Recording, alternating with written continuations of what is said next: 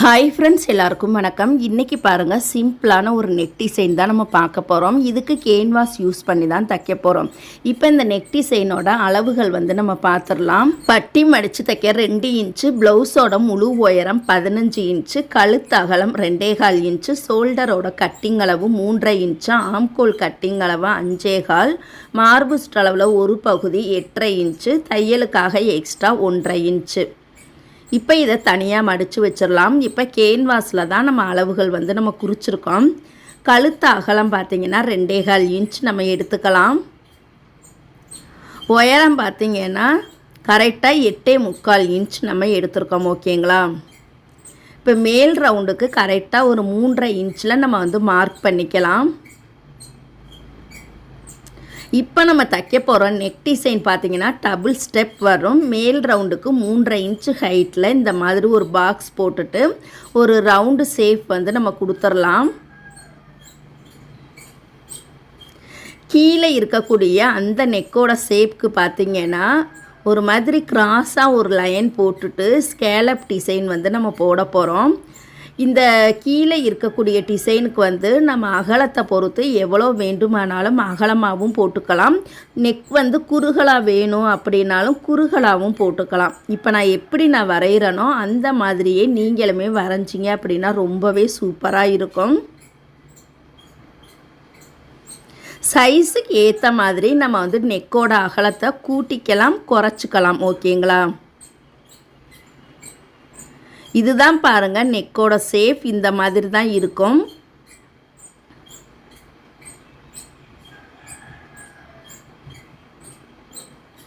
இப்போ அவுட்லைன் பாருங்கள், அதே ரவுண்டிலே போட்டுட்டு கீழே மட்டும் அதே ஷேப்பில் போடாமல் கீழே ஒரு ஓவல் ஷேப்பில் நம்ம போட்டுக்கலாம்.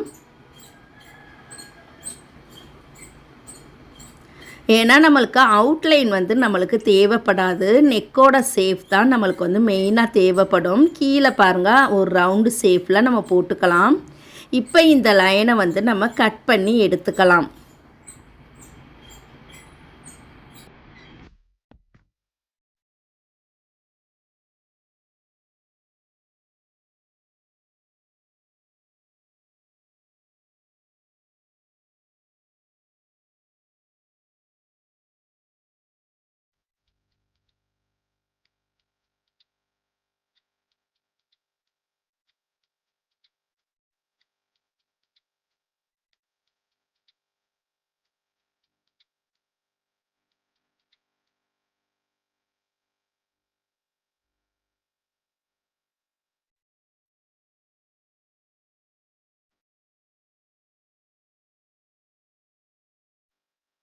இப்போ பாருங்கள், அழகாக நம்ம கட் பண்ணி முடிச்சிட்டோம். இப்போ எப்படி ஈஸியாக தைக்கிறதுன்னு பார்க்கலாம். இப்போ மெயின் கிளாத்தை நம்ம தனியாக எடுத்து வச்சிடலாம். ஃபஸ்ட்டு லைனிங் கிளாத்தில் தான் நம்ம கேன்வாஸை அட்டாச் பண்ணி நம்ம தைக்க போகிறோம். லைனிங் கிளாத்தில் கரெக்டாக சென்ட்ரு பகுதியில் நம்ம வெட்டிய கேன்வாஸ் பகுதியை கரெக்டாக சென்ட்ரு பண்ணி கரெக்டாக வைக்கணும். கொஞ்சம் நழுவுற மாதிரி இருந்தது அப்படின்னா ஒரு லைன் போட்டுட்டு இல்லை அங்கன குண்டூசியை குத்திட்டு அதுக்கப்புறமா தைச்சிங்க அப்படின்னா ரொம்பவே ஈஸியாக வந்துடும். இல்லை அயன் பண்ணுறா இருந்தாலும் நீங்கள் அழகாக நீட்டாக அயன் பண்ணிவிட்டு கூட இந்த மாதிரி தையல் போட்டிங்கன்னா ரொம்பவே ஈஸியாக இருக்கும். அயன் பண்ணுறது கொஞ்சம் பயமாக இருக்குது, இல்லை கேன்வாஸ் பிடிச்சிக்கிறது கிழிஞ்சு போயிடுதா அப்படின்னா இப்போ நான் தைக்கிற இந்த மெத்தடை நீங்கள் ஃபாலோ பண்ணுங்கள். ரொம்பவே ஈஸியாக இருக்கும். இதில் பார்த்தீங்கன்னா உள் லைன் பார்த்தீங்கன்னா ஒரு நூல் கேப்பில் கேன்வாஸ் மேலே பொறுமையாக நம்ம தையல் போட்டுக்கலாம். எந்தெந்த இடத்துலலாம் மூளை சேஃப் வருதோ அந்தந்த இடத்துலலாம் ஊசியை உள்ளே இறக்கி தான் நம்ம துணியை திருப்பணும். அப்போ தான் நம்மளுக்கு வெட்டும் போது எந்த சேஃபில் கிடச்சிச்சோ அதே சேஃபில் அந்த தைச்சதுக்கு அப்புறமே நம்மளுக்கு நெக்கோட ஷேப் ரொம்ப சூப்பராக இருக்கும். கண்டிப்பாக தைக்கும் பொழுது கொஞ்சம் பொறுமையாக பார்த்து தைக்கணும். அப்போ தான் ரொம்பவே சூப்பராக அழகாக இருக்கும்.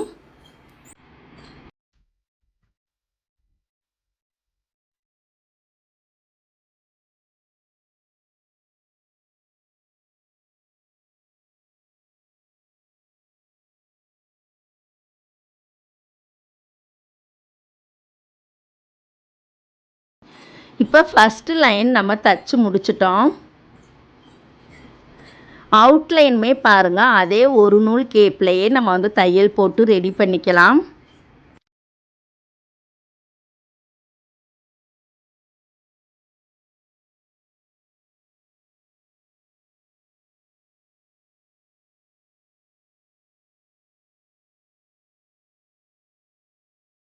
இப்போ நம்ம தச்சு முடித்ததுக்கப்புறமா நூல் பீஸு எல்லாத்தையுமே கையோடையே கட் பண்ணி எடுத்துக்கலாம். இப்போ ப்ளவுஸில் நம்ம அட்டாச் பண்ணி தைக்க போகிறோம். துணியோட நல்ல பக்கத்தில் பாருங்கள், அந்த மெயின் கிளாத்தோட நல்ல பக்கத்தில் நம்ம தச்சு வச்சுருக்கக்கூடிய அந்த லைனிங் கிளாத்தை கரெக்டாக சென்ட்ரு பண்ணி வச்சுக்கலாம். இப்போ நம்ம தையல் வந்து உள் லைனுக்கு மட்டும்தான் நம்ம வந்து போட போகிறோம். உள் லைனில் பார்த்திங்கன்னா அந்த ரவுண்டு ஷேப்பில் கார்னர் பகுதியில் ஒரு 2 நூல் தள்ளி தான் நம்ம வந்து தைக்க போகிறோம். ஓகேங்களா? அப்போ தான் அந்த இடம் நம்மளுக்கு கட் பண்ணுறதுக்கு ஈஸியாக இருக்கும். முன்னாடி போட்ட தையல் மேலேயே அழகாக நம்ம பொறுமையாக தையல் போட்டு ரெடி பண்ணிக்கலாம்.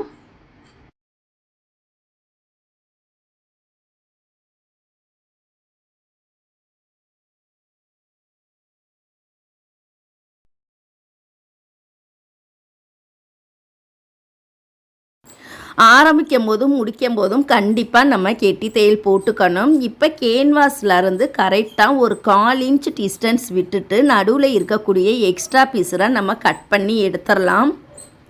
கேன்வாஸ் யூஸ் பண்ணலை அப்படின்னா கண்டிப்பாக 1/2 இன்ச் டிஸ்டன்ஸில் நம்ம கட் பண்ணணும். கேன்வாஸ் யூஸ் பண்ணியிருந்தோம் அப்படின்னா 1/4 இன்ச் டிஸ்டன்ஸில் மட்டும் கட் பண்ணி எடுத்தாலே போதுமானது.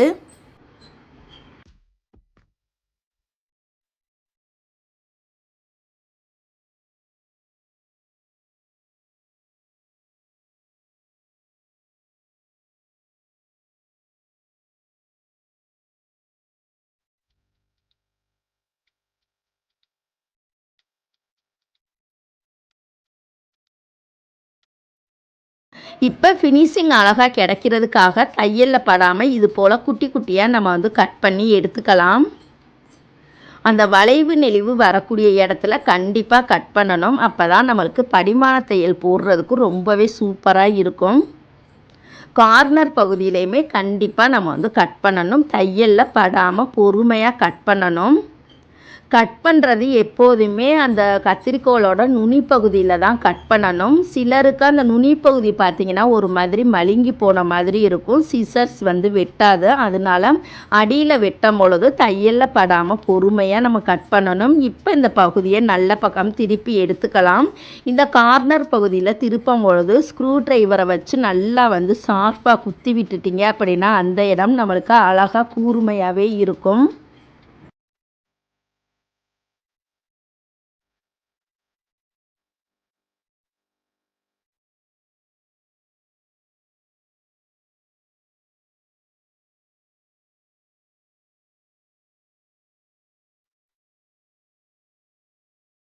இப்போ நல்ல பக்கம் அழகாக நீட்டாக திருப்பி விட்டுட்டோம். இப்போ வந்து நம்ம அழகாக அயன் பண்ணிட்டும் படிமான தையல் போடலாம். இல்லை தையல் வந்து எனக்கு நேராகவே வரும் அப்படின்னா அழகாக நம்ம வந்து தையல் போட்டதுக்கப்புறம் கூட படிமான தையல் போட்டுக்கலாம். இந்த படிமான தையல் போடும் பொழுது அழகாக ஓரத்துலேயே நம்ம வந்து தையல் போடணும். அந்த ஸ்கேலப் டிசைன்லாம் பார்த்திங்கன்னா படிமான தையல் போடும் பொழுது அந்த துணி வந்து உள்பக்கமாகவே போய்கிட்டே இருக்கும். இந்த தையல் போடும்போது பார்த்திங்கன்னா அழகாக நீட்டாக அந்த 2 துணியையுமே எடுத்து விட்டதுக்கு அப்புறம் தான் பாருங்கள் நம்ம வந்து படிமான தையல் போடணும். அப்போ தான் அந்த வளைவு ஷேப் நம்மளுக்கு அழகாக நீட்டாகவே இருக்கும்.